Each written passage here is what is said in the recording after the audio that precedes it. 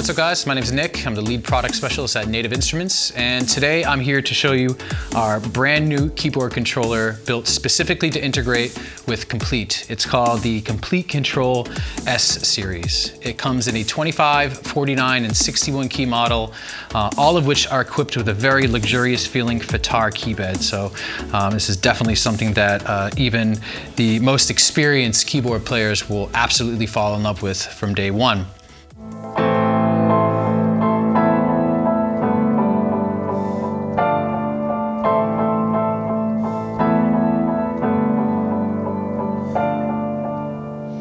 So here I am playing a patch from one of our new pianos that comes in Komplete 10, and I can use the Navigate section to quickly browse through different presets within that particular instrument. So I have this preset up and down, so you can see how it changes. So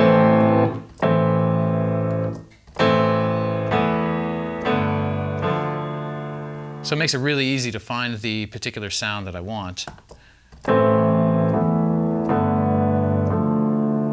And now with the preset up and down buttons, I can load up different sounds from Massive or Contact or really any of the instruments within the Komplete library.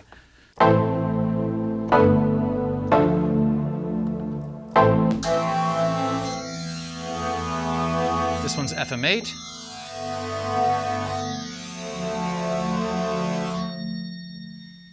The next one is Absinthe.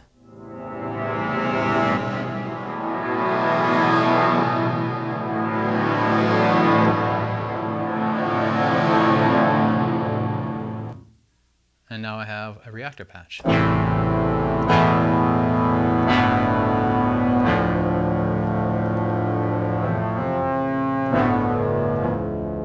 So you can find patches that you normally wouldn't have found if you were just searching by specific instrument.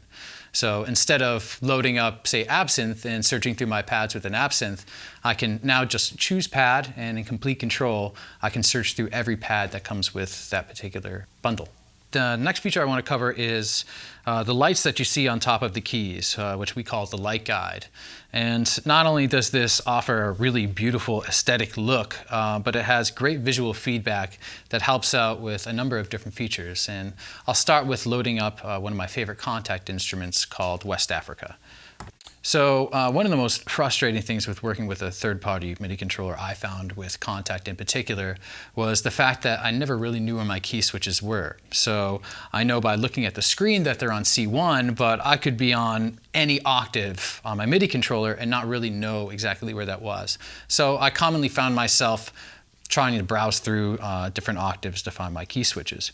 With the light guide, you can see that the switches are clearly labeled by color. So I know that down here are my variations and up here are my single hits. So watch what happens with the playback when I hit one of the variations.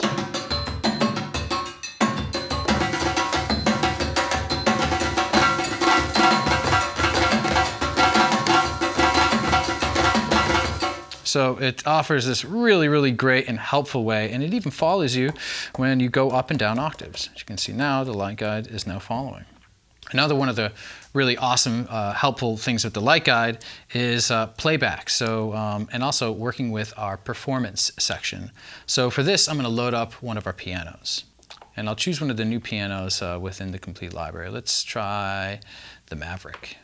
And now when I load up the Maverick, next thing I want to do is get into the performance section, which is right here. And I'll start with the scales. So I'll hit Shift, Scale, and now you're going to see there's a number of different parameters in this section, starting with choosing the root note for the scale that I want to pick. So right now I'm on the C major scale, and the scale mode is standard. And in standard mode, what's going to happen on the light guide is it's only going to light up the keys in that particular scale. So I can see that all of these lights are the white keys.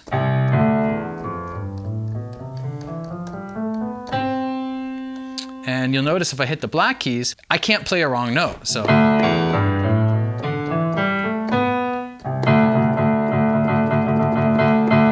it's really helpful, and then I can actually switch through a number of different scales. So say I wanted to go to major pentatonic.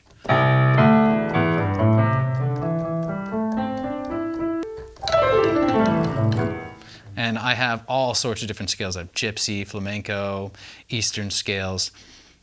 And then if I wanted to, I could even go into easy mode. And what that's going to do is it's going to switch, so now all the white keys are the only ones that trigger this particular scale. So let's go and choose something like the blues scale. Or maybe gypsy. So it makes it really easy to play scales even if you're not a traditional player. Next we have chord mode, and there's two different types of chord modes, and I'll start with harmonic. And then I can choose a number of different scales or scale sets for that particular scale. So I have octave, perfect fourth, perfect fifth, major, minor, suspended fourth,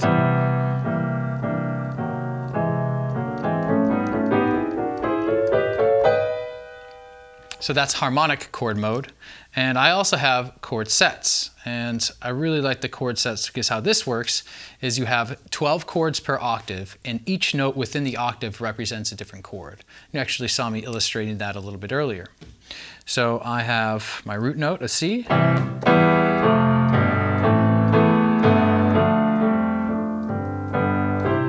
then an octave up. And I have 8 major chord sets. So let me say go to major chord 6.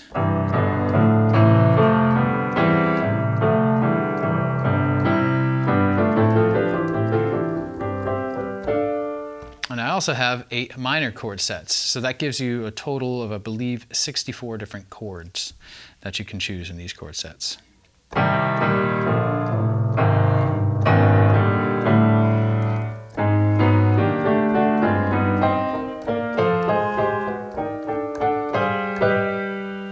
So musically, this is really, really helpful, especially to the non-player, but even to someone who is classically trained, they can get some new inspiration from these different chord sets.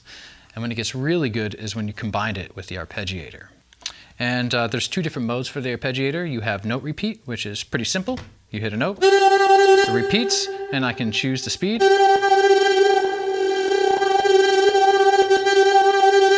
But I'm going to turn on the arpeggiator and show you some of the different modes. And in my opinion, this is one of the best arpeggiators in the market because there's so many different things you can do. It's very, very versatile. Starting with the type of arpeggiation, which is up. You also have down, up, down, and so on and so forth, a few different modes. I have speed.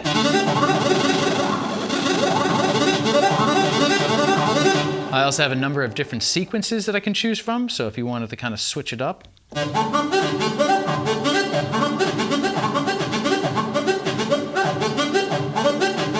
I have swing.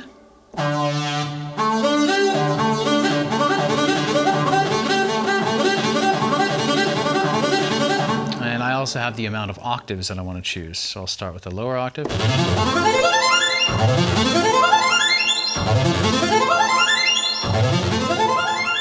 Then I have the dynamic control, which is going to control the MIDI note that the arpeggiator is triggering.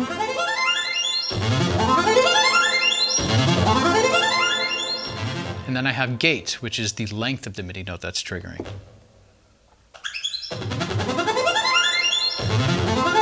So really short.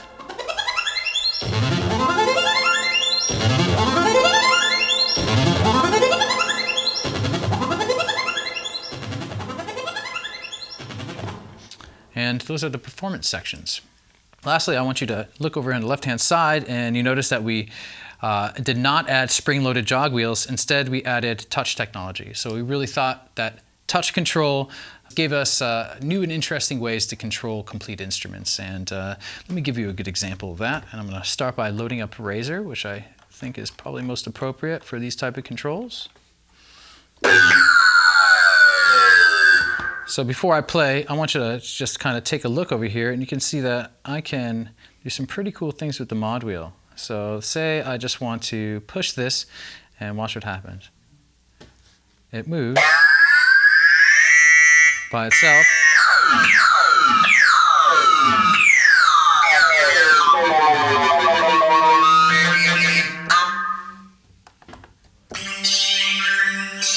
It's a little bit less annoying.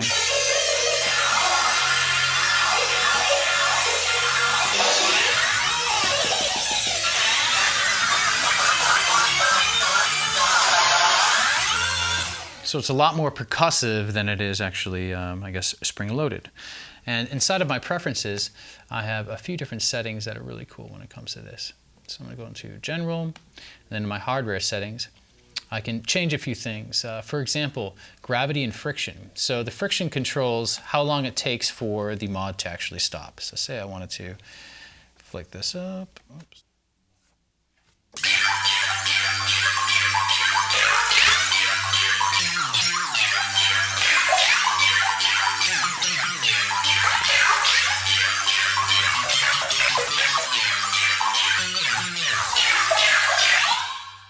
And then I can also turn on walls. And what walls is going to do is instead of just continuing to go up and loop around, it's going to bounce up and go back down. So it's kind of like a wall effect.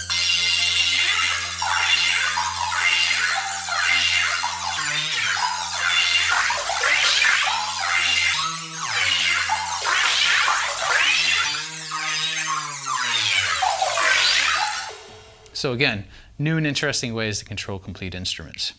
Last, but definitely not least, we have transport controls. So this will work with all of the DAWs that you play and give you control over very basic functions like play, record, fast forward, rewind, and looping. All right, guys, so again, this is the Komplete Kontrol S series. It works with Komplete 9 and also a brand new Komplete 10 series. And you can get the information on these in the links below. Again, my name is Nick with Native Instruments, and you're watching DJTechTools.com.